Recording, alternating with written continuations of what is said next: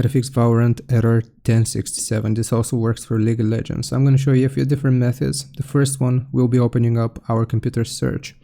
Here you just want to search for Valorant, right click, and then you will open file location. Now you want to right click on Valorant or League and then show more options. Go to properties, then you want to go to the compatibility tab and you will check these three options. Compatibility mode, disable full screen optimizations and run this program as an administrator.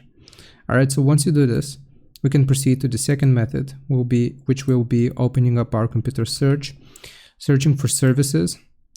Here you can click on any service, type V, find VGC, right click, go to properties.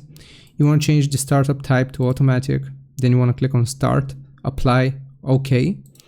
And the last thing that we have to do is open up command prompt. So open up your computer search, search for CMD, right click on it, run as administrator, click on yes, and you want to type this ipconfig /flush DNS, then you will press enter, and then you want to type the second command, which is going to be net, you can delete this, and the second command will be netsh winsock reset, and you want to press enter again, and then you will close this.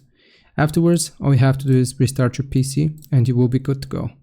I hope this helps. Leave a like and sub. I'll see you next time.